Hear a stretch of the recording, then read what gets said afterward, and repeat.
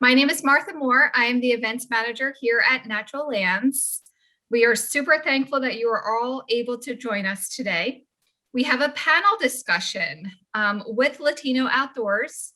So I'm going to do a little bit of housekeeping before we get started. This event is going to be recorded and it will be sent out to everybody sometime next week in an email. So that means if you need to do anything, you just turn off your video, mute yourself. You should already be muted, and do whatever you need to do. I will not be locking the event or anything, but just that's what we just ask you to do.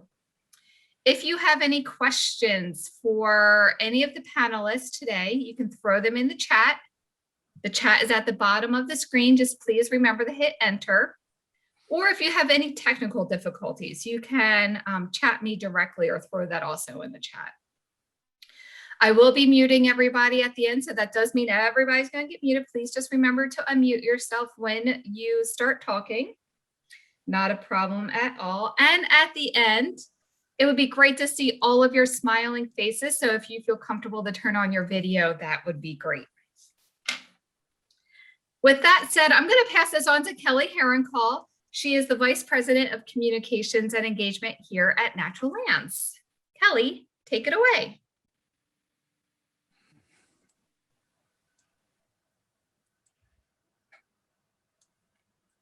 Martha, I think you froze for a minute. Am I good to go? Yes, sorry. Yes, you are good to go. Okay, no problem. No, we'll carry on. Hi, everybody. Thanks so much for joining us.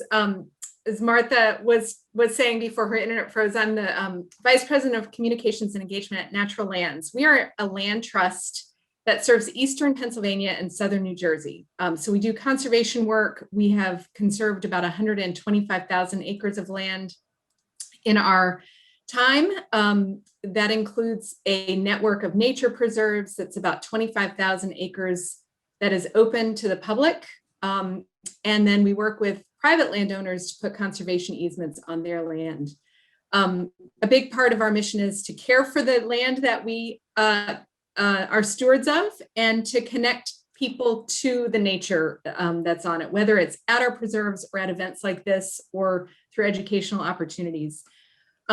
We're kind of talking about where we all are in the world. And here in Southeastern Pennsylvania, it sometimes feels like history began the day that William Penn started handing out land in the 1600s. But of course, this land has been inhabited for 10,000 years, archaeologists believe, or more. And so we always want to take a moment to say that we're working in the homeland of the Lenape people.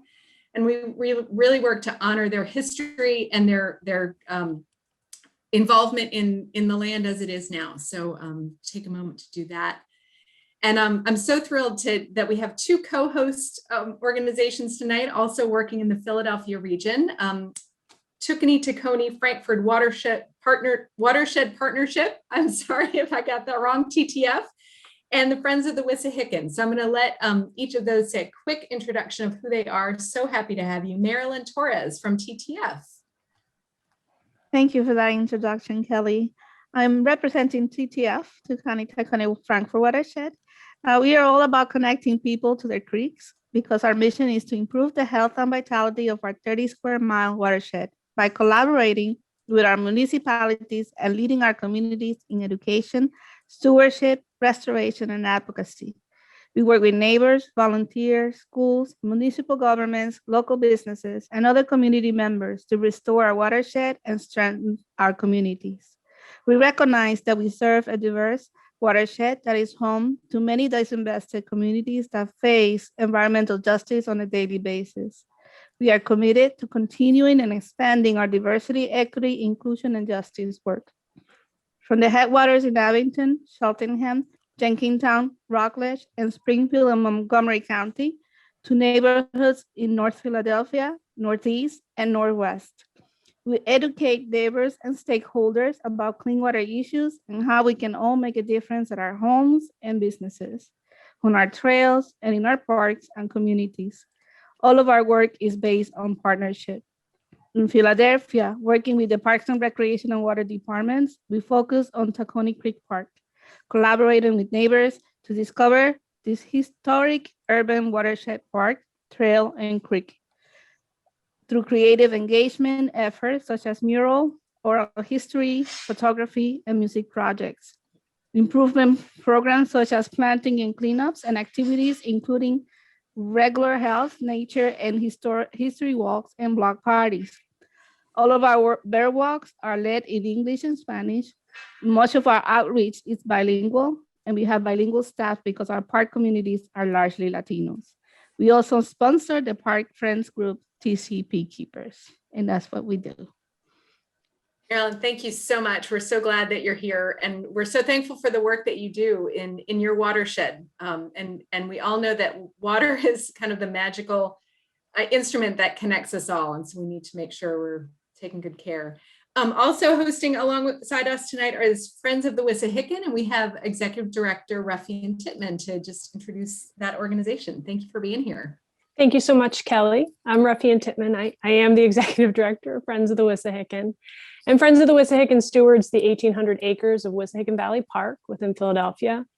We hold volunteer cleanups and build trails and work on stormwater management projects in the park and do environmental education and conservation work outside it, but within the Wissahickon watershed.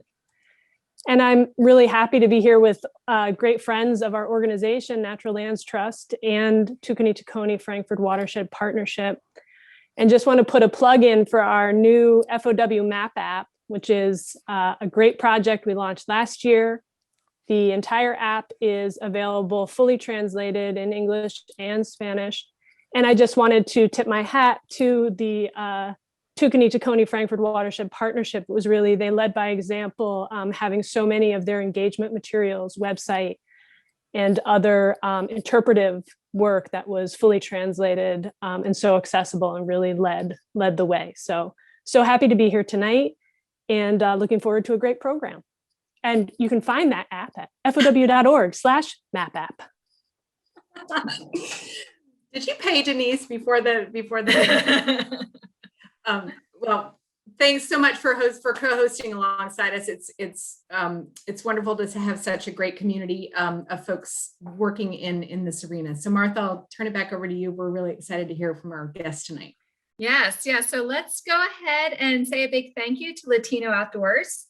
Latino Outdoors' vision is for a world where all Latino communities enjoys nature as a safe, inclusive, and welcoming place. A world where the outdoors is a place to share and celebrate stories, knowledge, and culture, while growing leadership and active community of Latino outdoor users, mentors, and stewards. Today, we have a panel discussion led by Albert. Albert is the Volunteer and Community Engagement Manager at Brookside Gardens, a unit of the Montgomery Parks in Maryland. He also serves as the DMV Program Coordinator for Latino Outdoors. Albert is committed to increasing access to the Latinx community to public lands and educating students about opportunities for careers in the environmental field. Additionally, Albert is a Senior Chesapeake Region Fellow for the Environmental Leadership Program. Albert, I'm going to stop talking and you can take it away. Thank you for the introduction, and good evening and Feliz Dia de la Tierra, which is Happy Earth Day to everyone. My name is Albert Arevalo. My pronouns are he, him, his. What I would first like to acknowledge and start by saying that I do live on the stolen ancestral lands of the Piscataway people. Now, throughout this conversation, we will be asking the audiences to participate with sharing your answer to questions. Now, Martha, if you could share that poll with folks. So that first question is, how does your organization support your respective Indigenous communities? So as you reflect on that and you provide your answers, I'll wait maybe a couple of seconds and I can continue.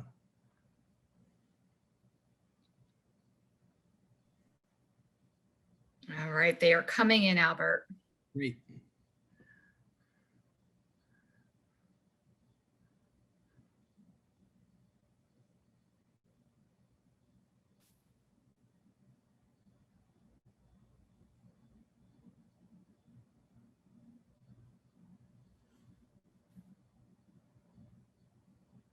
All right.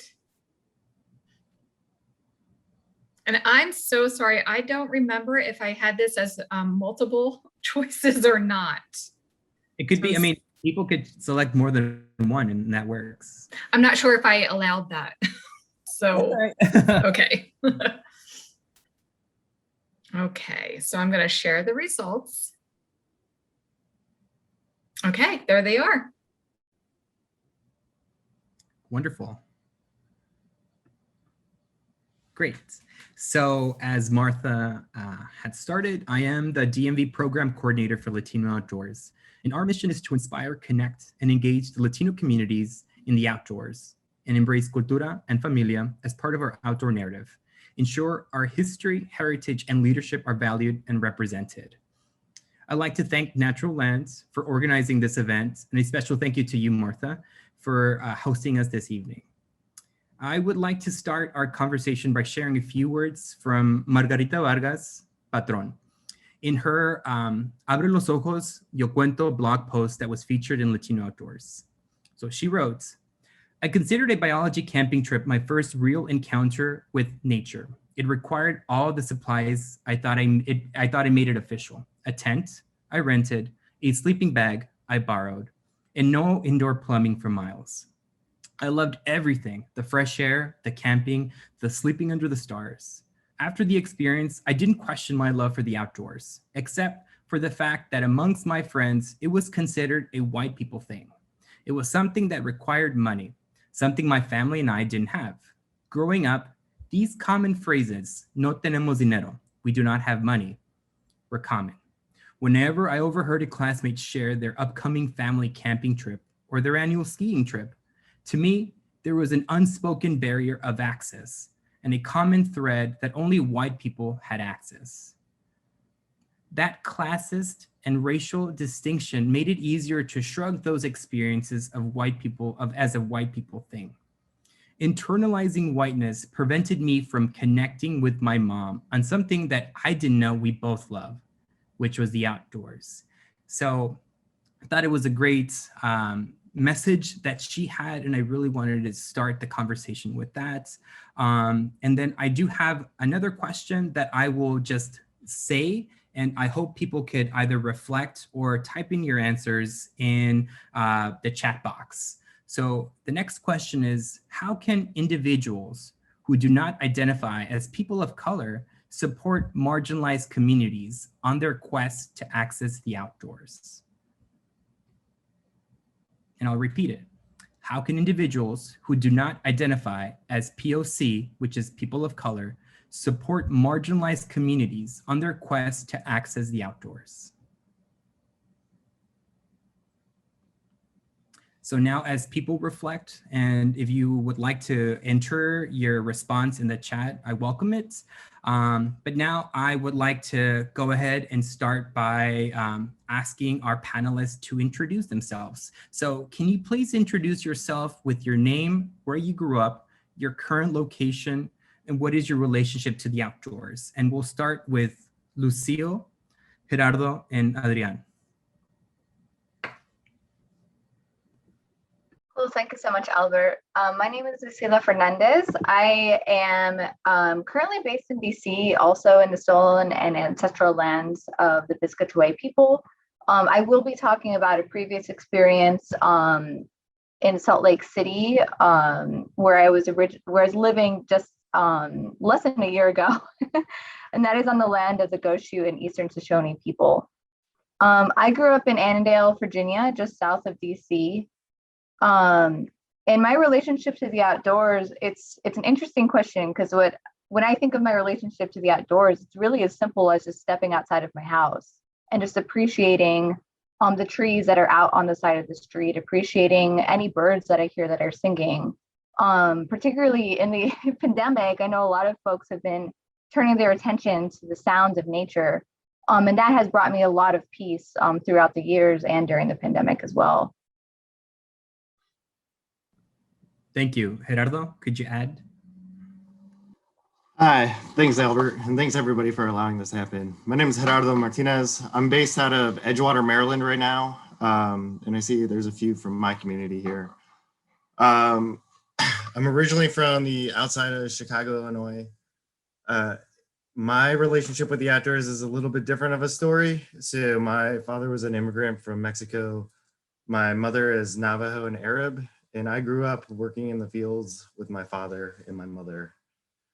So my relationship with the outdoors was one that's like kind of blossomed out of labor. And I honestly didn't like the outdoors when I started like getting educated and starting to go to college. Eventually I went to the Naval Academy here in Maryland, graduated, became a Marine Corps officer. And that's when I found rock climbing. And rock climbing really spiked my love of the outdoors because it changed my viewpoint from just strict labor and like cutting flowers to actual enjoyment, you know, pushing your mental and physical barriers. And then I started realizing what it does to people neurologically, emotionally, and mentally. Your whole physiological being can change. I started pursuing that after I got out of the Marine Corps. I started just a normal corporate job, but then I started realizing my passion was with the outdoors. So I quit my job and I started a leadership and organizational development company focused on getting executives outside. So then I turned what used to be labor in the outdoors to labor again, but labor of love. And then the pandemic hit, and I had recently moved to Edgewater, Maryland. I bought a little piece of property, and now I started a farm. I built a house on this farmland over the course of the pandemic. And now I'm focused on using Latino Outdoors and my farm to give access and become that leader that I never got to see when I was younger. So now this is my life. I'm a farmer. Thank you, Gerardo. Adrian? Yeah, thanks, Alberto. My name is Adrian Benedetti. I grew up a little bit of everywhere. Here, I was born here in Panama, but lived, my second home is Colorado, so here, Colorado. But lived also in California and in Mexico, 3 different places in Mexico, before coming back off and on to Panama throughout my life. I'm currently based out of here. As you can see, this is the Atlantic over here in Portobello Bay here in Panama. And my relationship with the outdoors, I'd have to say started because my grandparents in Colorado, when I would spend some time with them, their house was right up against the mountains. And luckily, they would take me out when I was little, peel my butt off of the front of the TV watching cartoons and take me out to walk the dogs. And really made it an event of populating the outdoors with characters from books that I was reading or they would read to me. And then when I would come back to Panama, it was little by little I became aware of having spent time in a place like Colorado with so much access, and then being in a place with Panama with 2 oceans, so much jungle and mountains, and having very little access as far as infrastructure.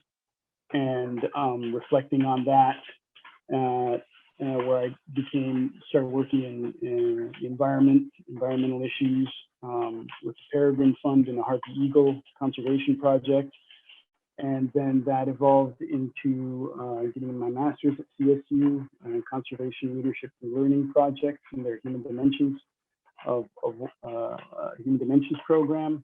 And then starting when I moved back to Panama, a foundation called Caminando Panama, or Walking Panama, which was pretty much kind of like Latino Outdoors, trying to connect Panamanians to the outdoors.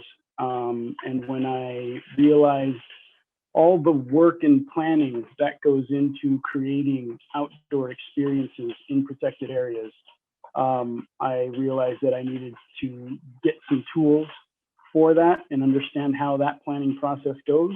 And luckily, one of my professors from CSU was the head of the Recreation Park and Tourism Department at Penn State, and allowed me to come up and get my PhD. And since then, I've been focusing on, I got caught in the pandemic down here in Panama over spring break, stayed, and finishing my PhD from here, which is focused on access and the interconnection with conservation, tourism, recreation, and protected area management and environmental justice.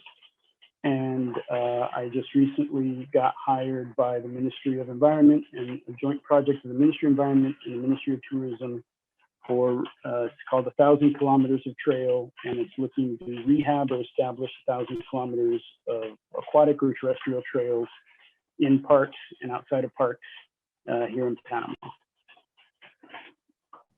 Thank you. And Adrian, I swear when you turned your camera towards the ocean, I felt a breeze.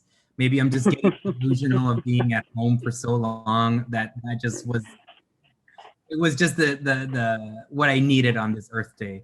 And Good, I'm actually, so thank you for that. I definitely miss the ocean.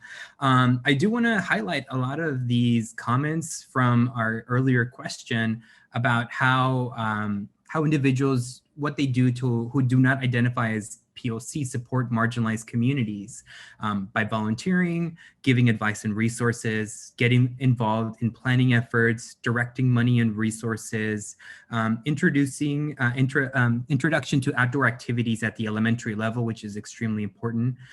So everybody, thank you for answering. So now continuing on with our conversation about our shared love with the outdoors, how is it that you found yourself getting involved with Latino Outdoors and creating your own community of Latinos in the outdoors? Maybe I'll mix it up and I'll start with Gerardo first, and then Lou, and then actually Gerardo, Adrian, and then Lou. Sure. So I'll kind of start with like my involvement getting to Latino Outdoors. So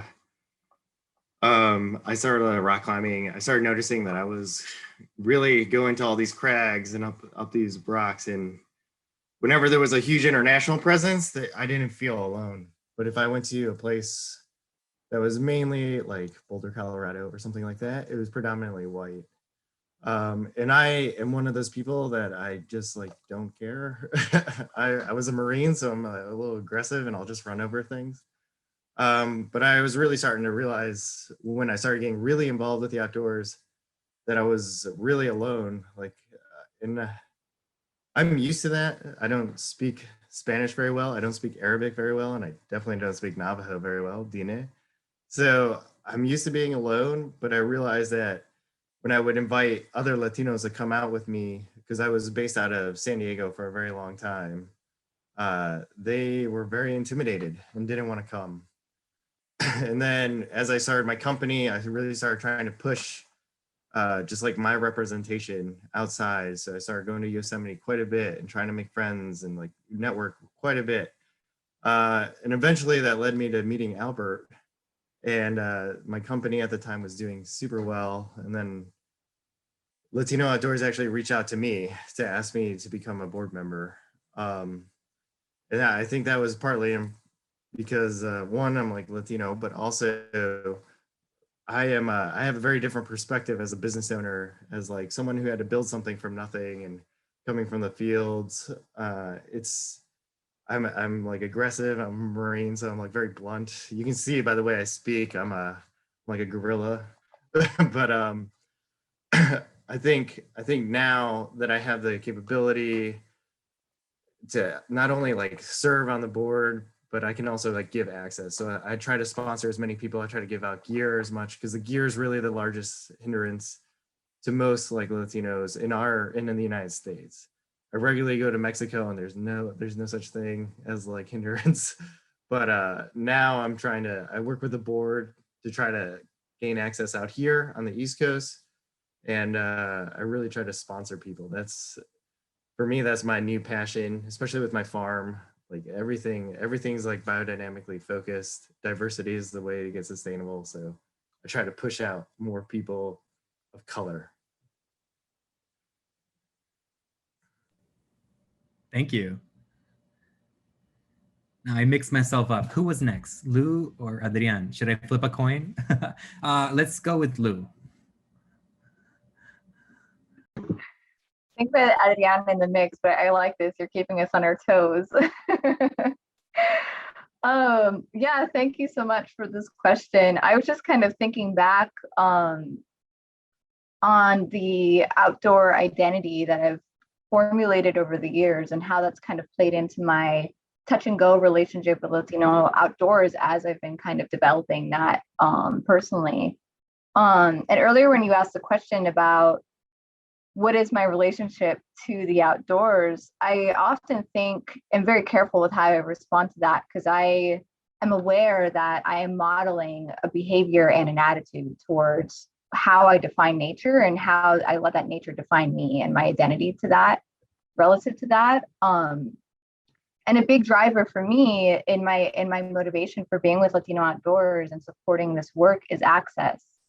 I do not want to be part of this narrative that the outdoors involves a big investment of time and money, involves a certain attitude or a certain look.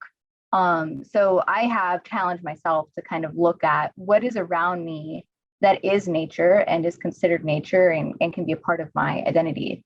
And I think I bring this up because 9 years ago, I met Jose Gonzalez at a coffee shop in DC, just randomly. It's like the stars had aligned and we got to talking.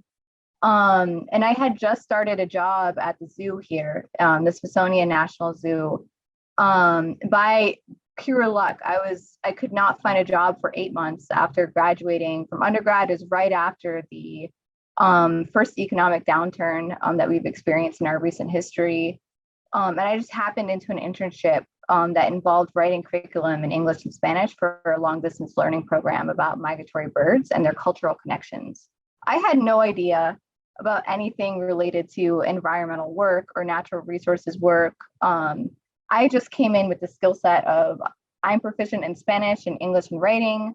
I have a cultural understanding of the demographic that they're trying to target and reach. And I had a background in working with education related causes with immigrant communities. My idea at the time was to be a lawyer, not to be in a green field of any sort. And when I got into this field, I thought, wow, this is dope. I can get paid for this stuff. But two, I was the only person in the room oftentimes that identified as Latina, but furthermore was a non-white person. And that's me saying that as a very light-skinned Latina. I'm racially mixed, but that's not something that presents itself for half of the year until I start to tan. And people are like, wait, you're a little bit different. What's going on here? And so that signaled a lot to me about what that space, the norms and values of that space were, and when I would be welcomed and when I wouldn't. And so when I met Jose Gonzalez, it was kind of like an awakening to like, wow, there's other people like me who are interested in these types of causes, who are interested in recreation and being outside, interested in advancing clean air, clean water for our enjoyment and fulfillment as a community. And I'm not alone in this. At the time, I didn't join just because I was kind of shifting around and moving around different parts of the country. But I've kept in touch and tabs with Latino Outdoors over the years until I got to a role in Salt Lake City. And I thought, this is so odd that such a recreation-oriented town does not have a Latino Outdoors chapter. And furthermore, Salt Lake City, just like many cities across the US, it's very segregated. So when you get there and you're hanging out on the white side of town, a lot of people will tell you, oh, this is such a white city. How are you dealing with the lack of diversity having come from DC? And I thought that's very strange because my first month doing things and trying to meet people in town outside of work, I never encountered a white person in any of those activities, except for when I would go back into my job. And so I started to think we need a way to build community for people of color in this town that opens up the door to more narratives about what it is to be an outdoor person that is non-white. And thankfully in Salt Lake City, there's a very active Outdoor Afro chapter that they supported us to build our new chapter. And I'll talk more about that in a little bit, but that's been my relationship with LO over the years. Thank you, Lou. Adrian? Yeah, as I said earlier, I had started Caminando Panama here in Panama with a you know, it's interesting, you know, with Latino Outdoors and the situation in the United States where there is infrastructure and trying to create that connection and that comunidad between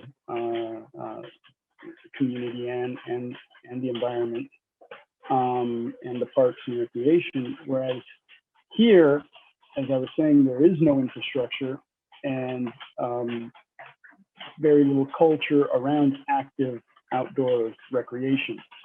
You know, people do tend to hang out by the beach and by the river with beer and food, and that's about the extent of outdoor recreation in that sense. And so when here in Panama, it was about, okay, how can we create the infrastructure? And at that point, I wasn't focused on, or I wasn't clearly focused on inclusion. I wasn't aware of that. I was aware of how can we create infrastructure so that Panamanians visit, but I wasn't aware of context and how important context is to bridging gaps and creating connections. When I went to get my PhD, and one of the first things I wanted to do was create a chapter of LO because I was aware of LO. I thought it was an amazing organization and pick elements of what LO was doing that I felt was appropriate for here for Panama. And while I was in Penn State, it was a university chapter, and it actually happened on a canoe trip where I was a TA. It was a class called Adventure Literature.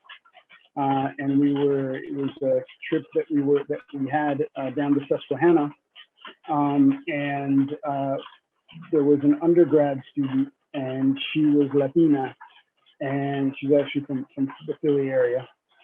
And I told her about LO, and I said, hey, you know, I'm interested in creating a chapter so that we can engage some of the Latino students, Latinx students at Penn State and get them outdoors. And she left it the idea. Her name is Rana, and we started it together. And with her connections with the undergrads and my connections with the grad students, we started creating a really cool little community. And you know, the biggest challenge was trying to get college students, especially undergrads, to take part of their weekend to go outdoors. But you know, we tailored it more to what we could do. Half-day experiences once a month, and we even did teamed up with like the rec center and had a climbing night. And some of the students came up and said, hey, so that's the first time I've heard reggaeton here at the rec center, and really enjoyed that. So, you know, just trying to be creative and really help. And the main focus was how can we introduce Latinx students to the outdoors? And we'd always get a mix and of those that already had some and those that didn't. It was usually through friends that they would pull them in. And it was just a lot of fun. And right now it's in that transition of I've left and so did Lana. And we have, and luckily we've had a next generation of leaders come up and take the reins and committed to keeping this community going. Thank you. I think, Lou, when you were talking about Jose, for reference, Jose Gonzalez is the founder of Latino Outdoors. And his story about creating the organization is something that, you know, I really respect, because in a space when you want to reclaim how people look at you, digital space is still, in a sense, a blank slate. And that's what he thought. But when he was looking for people that look like him in the outdoors, he saw everything that wasn't us, incarceration, like, just these these stereotypes that were being just thrown around for the last 4 years. I will say that because I live in DC, and hopefully people understand that. But that is something that is definitely not us. In a way to reclaim who we were as our narrative, Latino Outdoors started as a blog post, started, developing and sharing stories about our shared experiences. And it became, an organization, it became a digital campaign, and it's just a way where people are able to connect in so many ways. And it really resonates with people in different ways as well. And then Adrian, something that you mentioned, it makes me wonder as well, is just like, we recreate and play outside in different ways, but people assume that we do not go outside, or people lecture us when they say, you shouldn't be, playing on the beach with, blah, blah, blah, with your shoes. I'm enjoying the beach. You're telling me not to be outside and be who I am. So, these hindrances that happen regularly on many fronts. And I'll add one more example, is that a couple of years ago, our organizers from Colorado, they were featured by Time on, their experiences in the Rockies. And something that they've experienced as women of color is women do not belong here. So it's something that continues to happen, and it's upsetting. And with that note about challenges, I want to ask Lou and Adrian, when you were creating a chapter in Salt Lake City and in Penn State, what were some of the challenges that you faced in kind of create, a community of like-minded folks? You talked about it, but maybe you could help us unpack it a little more. So Lou? Yeah, I was gonna wait to see if Adrian wanted to jump on that one first, but I'll go ahead and launch on that. This was kind of a challenging question to talk about the challenges, because I actually found it very easy to find like-minded people who have been thirsty for this type of community in Salt Lake City. Like I said, it's a town that is known worldwide for its recreation access. And if you can be in Salt Lake City proper, and literally I could walk 15 minutes to a trailhead and end up in wilderness in another 10 minutes, which is amazing. And then you have all the big 5 national parks there that everyone knows about. But I think when it came to building community around that recreation access for Latinos and other people of color, there just hadn't been an opportunity yet for people to kind of connect in that way. So when I started to kind of put the word in people's ears, I was really pleased to hear that other people have been trying to connect with various others to try to make this happen, and we just needed to find each other. So that was the main challenge, just networking and finding each other. I spent about a year just kind of meeting people, going to different events, chatting people up, and slowly working folks into the idea of, hey, you can take leadership in this specific way and help to form a chapter. So that was but when I think deeper on the journeys of each individual who started the chapter with me, there were a couple of challenges that came up that are reflective of that internalized kind of idea of what an outdoor person is. So I'll pick a couple of examples. There's this one person who's now the social media coordinator for the Salt Lake City chapter, and she rocks it.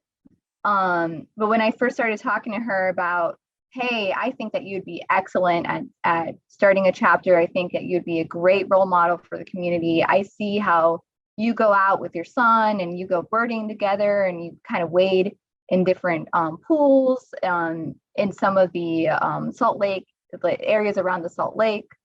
It was fascinating to me that she didn't believe that she was an outdoor person. And she would often say like, oh, but I don't know anything about birds, or I don't know anything about the Salt Lake, or I just go and hang out in the park because my son really likes it, but I found that I love it too. And I thought that's enough. That's all you need to know, is that you like being outside and that you enjoy recreating these places, because these are your places, these are your lands.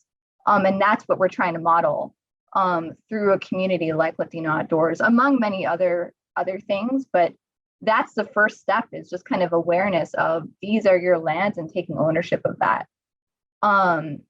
And so trying to build up the confidence of the various members who now constitute the Salt Lake chapter was one challenge. The second challenge that I experienced was talking to other Latinos in the community who would tell me, oh, you know, Latinos don't use trails. How are you going to motivate Latinos like us to use the trails? And I thought that's funny, because I am on the trails all the time. By virtue of my job there, I would take people on nature hikes on the various trails, and we would do citizen science projects and look for stuff like hummingbirds and other types of birds and different endangered species of plants along the trails. And I would always see families of all backgrounds, all ages, people of all backgrounds and all ages hanging out on these trails. And so there's this kind of clocked in idea that we are internalizing from what we see and what we hear from others, that people of color are not in parks. And I hear that over and over again in the many environmental organizations that I've worked at, but that is not based in reality.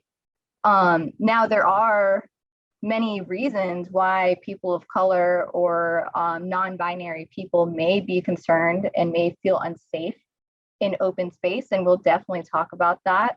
But when it came to this idea that people of color are not recreating on the trails around Salt Lake City, it was not true.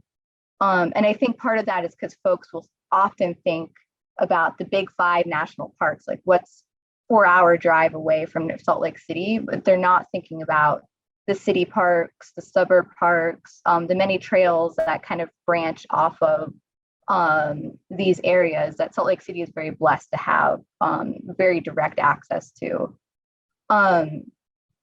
So yeah, once we got kind of the right people in the room and we built up the confidence of everyone in the group, it kind of was a natural thing. We just started getting together and had a couple conversations about what this chapter would look like. The real challenge has been the pandemic. I know that they're still waiting for the pandemic impact to kind of lift so they can start organizing in-person events. So I've just been mentoring them from afar based on what I've seen other chapters do to try to help them get under their feet. But once we put up that Facebook group, we got over 50 people join the group on the first day. Thank you, Lou. Adrian? Yeah, no, as I said, you know, coming from Panama,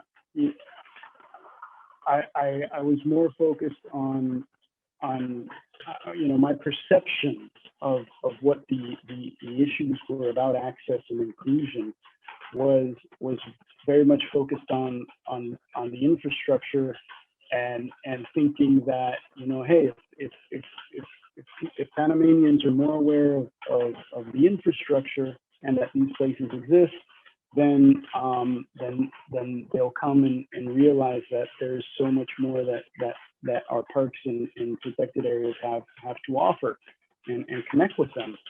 And it was and in starting the LO chapter in PA, there weren't too many challenges apart from, as I said before, trying to get undergrads and college students' attention on weekends.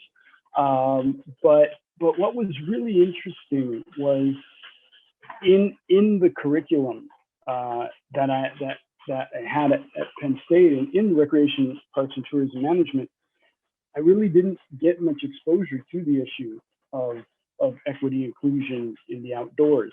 It was through 1 through LO and 2 through the LO chapter of that ended up creating where the conversations that I would have with students and that we would create in the spaces as we walked, and hearing them say things like, wow, you know, I probably wouldn't feel safe coming out here in central PA.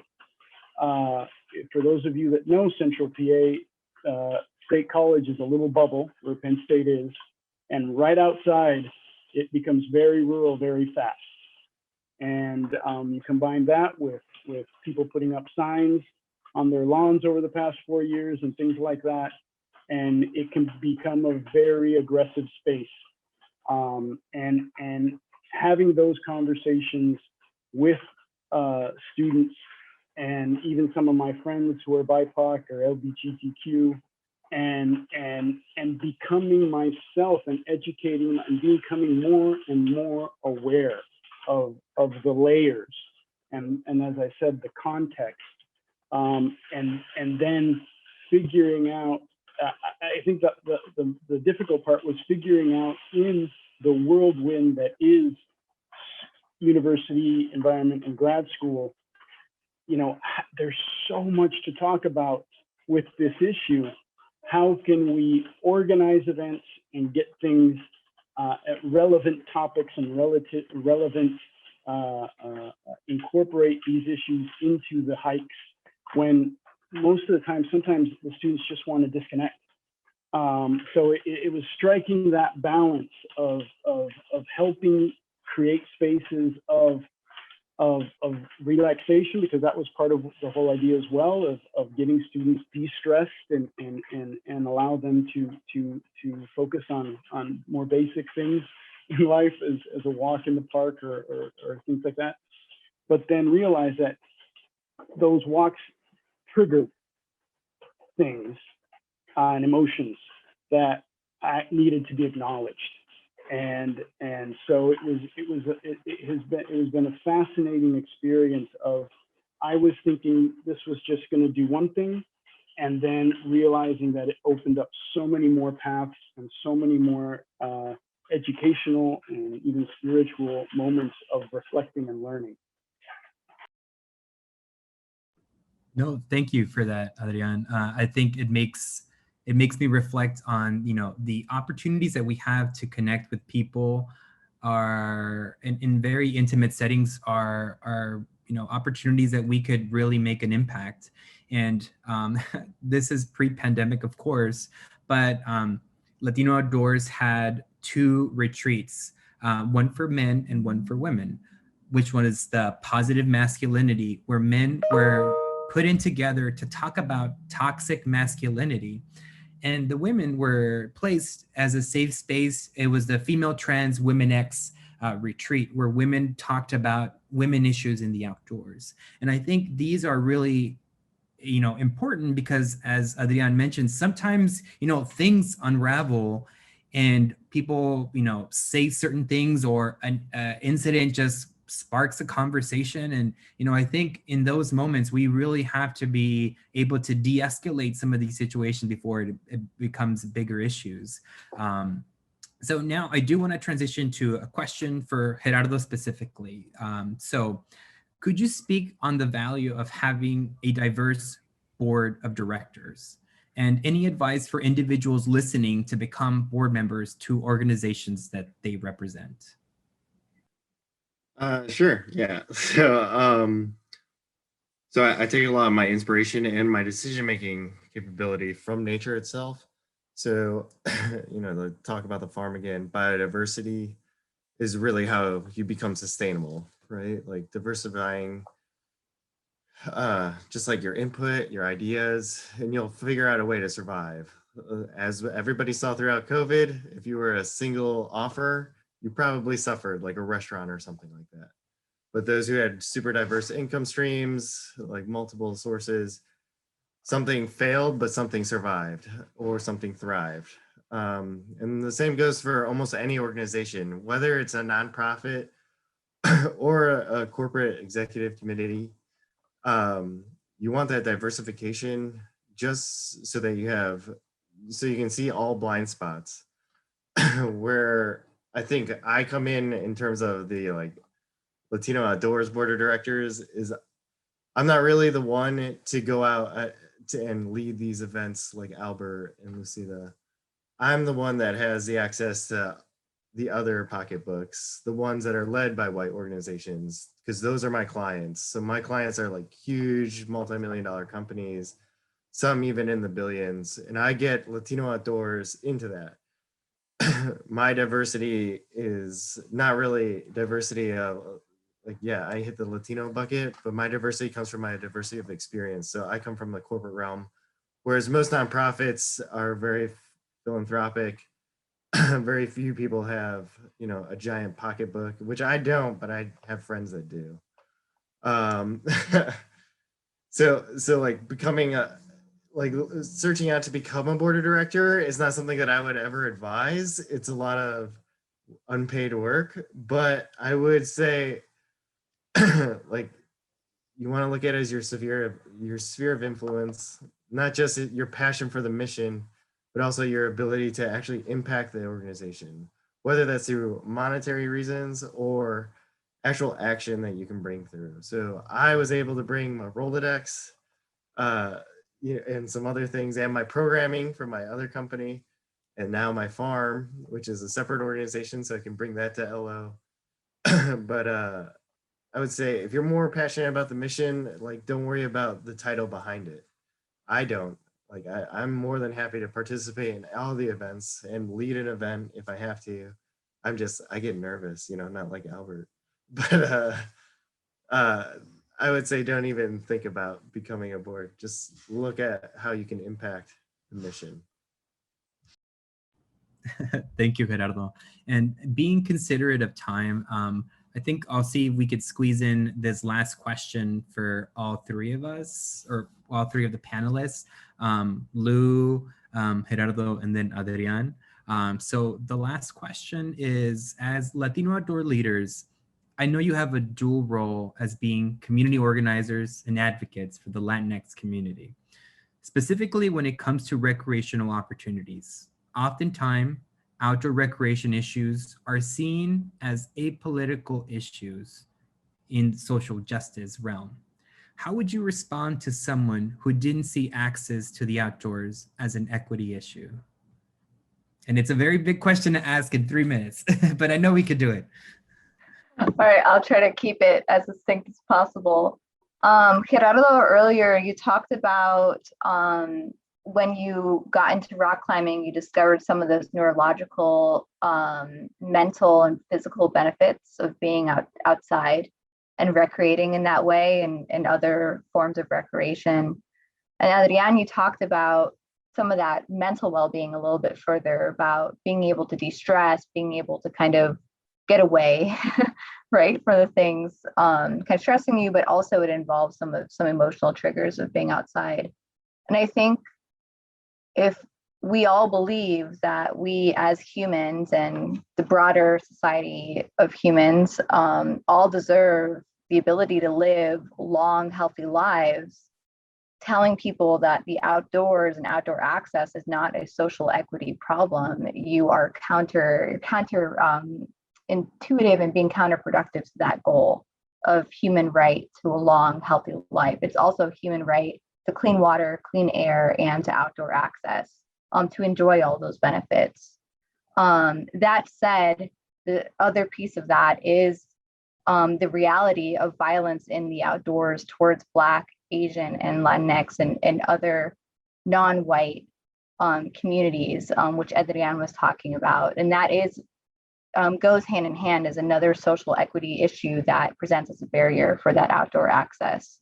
So you cannot talk about nature for all or nature access without also acknowledging those experiences that happen in the outdoor spaces. So I'll stop there. Thank you, Lou. Gerardo? So I'm not really one for like long conversations and trying to convince somebody, especially when they feel so much that they are right. It's almost impossible. I'd rather grab them by the hand and take them with me. And I'll be like, we're gonna go rock climbing today and I'll show you what it's like. Or we're gonna go to the farm, or we're gonna go, out to Utah and see what it's like to be the only brown person on the rock, right? And then so I'm more of a convincing through experience rather than conversation. So I'm very lucky that like my largest asset is all relationship based. So if I see somebody, I can turn an enemy into a friend, or even better, someone who's not even involved into an ally, just through an experience. So that's my take, trying to keep it short. So Thank you. And then Adrian, can you close us out? Yeah, I'd like to, it's been interesting, as I said, kind of navigating the two realities of the United States and Panama. We're in the United States, there is a growing awareness around this issue. And in Panama, there is no awareness, and it's interesting, as I said, before I came up to really learn about this issue, I was part of the problem here in Panama, as far as I was hired to design some of the infrastructure programming for the parks, and was completely focused on the white experience, as far as what are the activities that are, hiking, biking, most of these what have been or can be considered, the white way of experiencing nature traditionally. And I did not, I wasn't aware that the infrastructure that I was proposing didn't create a space for the Panamanian experience, as I said earlier, of a more passive experience in nature. And now that I've been back, it's almost like, hey, we have to slow down here and become aware of the fact that we need to create these spaces that are more introductory, that are more, as we call it, front country experience, and not just design spaces that white tourists will want to come to. And it just, you can say you need to focus, you can focus on the infrastructure, but I think one of the elements that is resounding here is you also need to be aware of what are the social and contextual elements and perceptions regarding these spaces, and for here in Panama, it's, these spaces are just for tourists and scientists, because here in Panama, we have a branch of the Smithsonian that people consider the protected areas for scientists. And so it's so important. And I think that's one of the elements I speak to most about in when we're trying to talk with folks that maybe don't see the element of access as an equity issue, is that's your perception. and so much of this is perception and becoming aware of these different perceptions that you may say, like in Central PA, there is so much access, right? There are so much public lands, but what are people's perception regarding those spaces? And sometimes it is very hard to for people to acknowledge that. And sometimes, as Gerardo was saying, you just can't. You can't. And it'll come around. And other times, people do have those aha moments, and it's very profound. Thank you. And I know we didn't have any time for question and answers, and I definitely had more questions to ask everybody. But I really appreciated having this conversation, having everybody join. Thank you, Adrian, for joining us and giving me an ocean breeze from Panama. Gerardo, thank you for joining from Annapolis, and Lou from DC. It was a lot of fun. I hope we can do it again. And yeah, thank you, Natural Lands, and thank you, Martha. No, I would love to thank you, Albert, so much for being the impetus of this event. I said, hey, Albert, do you have an idea? And you're like, why, actually, I do. And you made it happen. So I really do want to thank you so much for getting everybody together Thank you, Lucia, Gerardo, and Adrian. I'm sorry if I'm mispronouncing your names. Thank you so much for spending some time with us. Thank you, everybody, for joining us.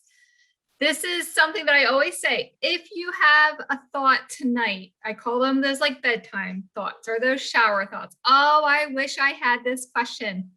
I can take those questions and I will funnel them out to the panelists. So if you have any thoughts or any questions, please do feel free to email me. My email is mmoore@natlands.org. You'll also be getting an email from me sometime next week with the recording. So you'll have all of my information on that. Happy Earth Day. And thank you everybody so much for joining us. Thank you, Albert.